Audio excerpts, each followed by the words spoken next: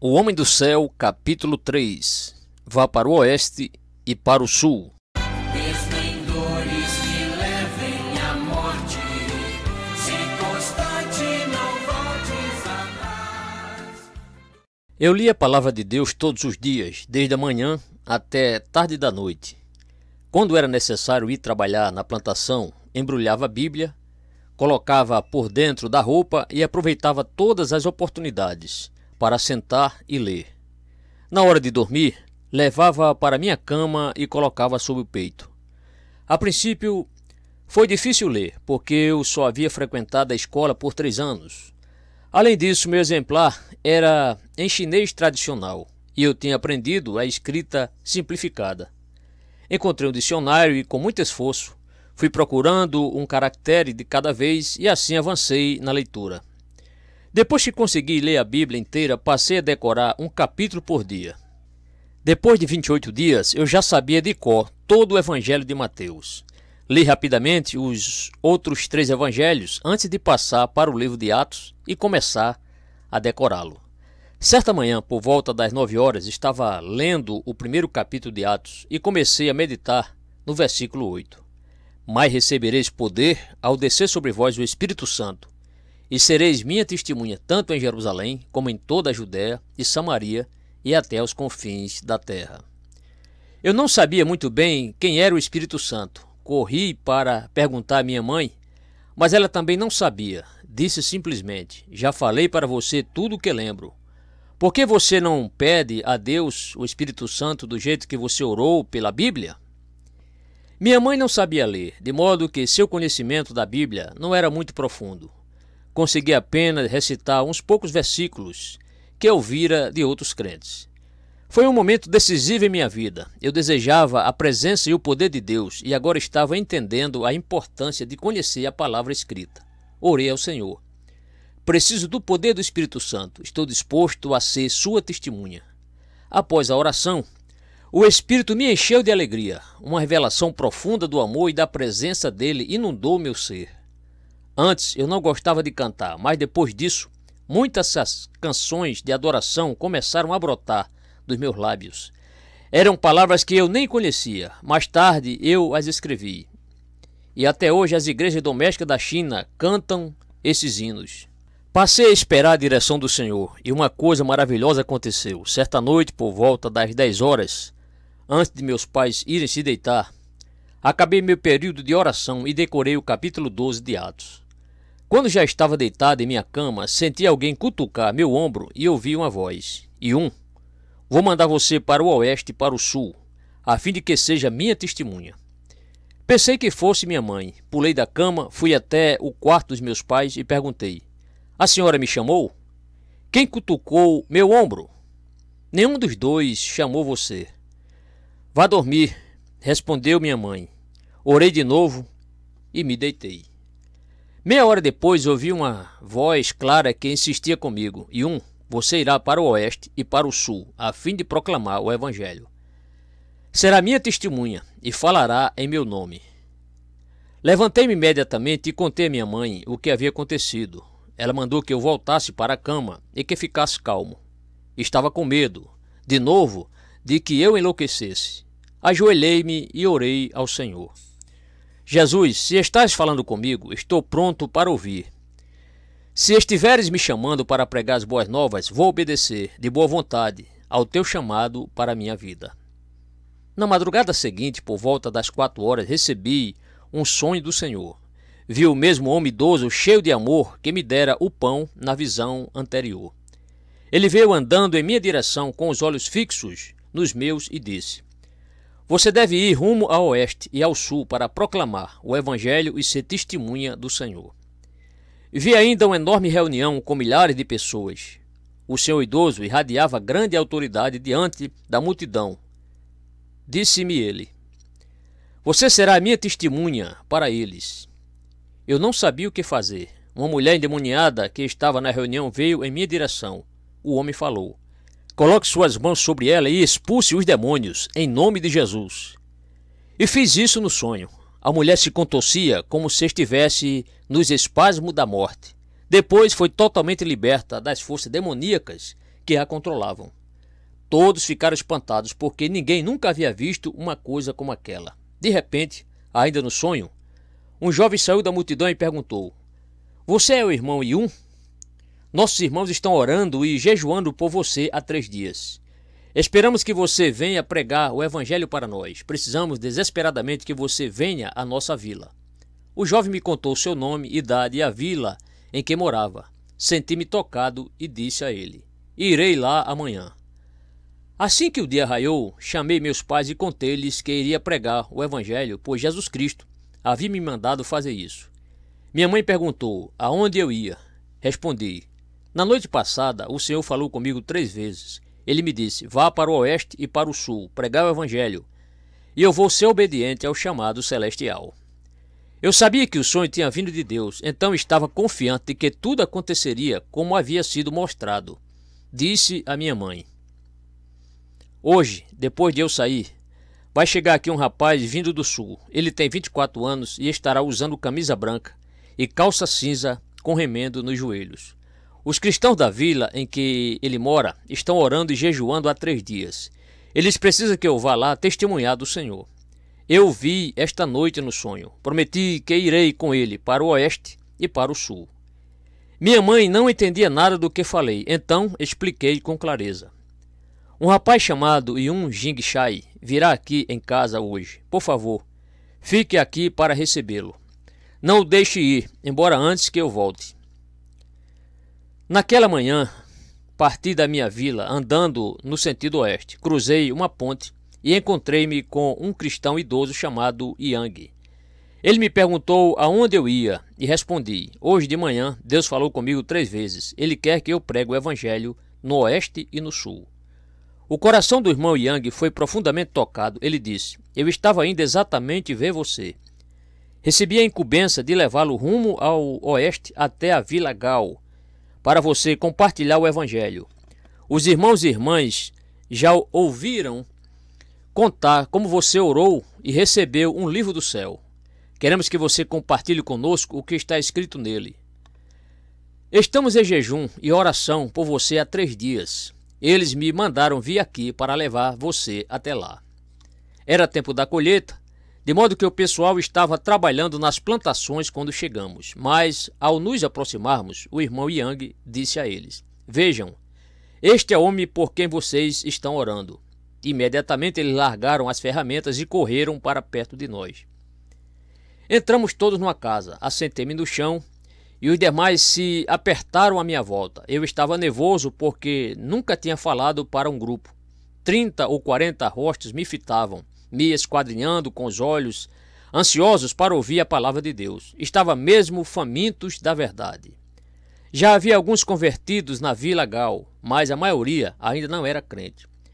Fiquei assentado com os olhos bem fechados e segurei a Bíblia acima da cabeça. Então declarei: "Esta é a Bíblia. O anjo do Senhor a mandou para mim em resposta às minhas orações. Se vocês quiserem uma Bíblia, terão de orar e buscar a Deus como eu fiz." Todos olharam para mim de boca aberta, atônitos. A forma que Deus usou para me dar a Bíblia causou grande espanto. Eles queriam que eu os ensinasse. Naquela época, eu não conhecia o significado de pregar. Só sabia recitar os versículos que havia decorado. Por isso, recitei todo o Evangelho de Mateus em voz alta, do capítulo 1 ao 28. Não sabia se os ouvintes estavam entendendo. Para não me perder nem esquecer de nada, repeti tudo bem depressa, deixando as palavras fluírem como um rio. Quando terminei, estava cheio do Espírito Santo. Nesse momento, cantei alguns cantos das Escrituras, músicas que eu nem conhecia.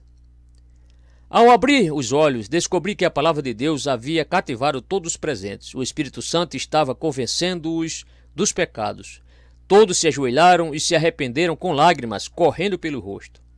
Naquela noite, embora eu tivesse apenas 16 anos, aprendi que a palavra de Deus é poderosa. Quando a compartilhamos com o coração ardente, muitos são alcançados. Logo na primeira reunião, graças ao poder de Deus, dezenas de pessoas entregaram o coração a Jesus.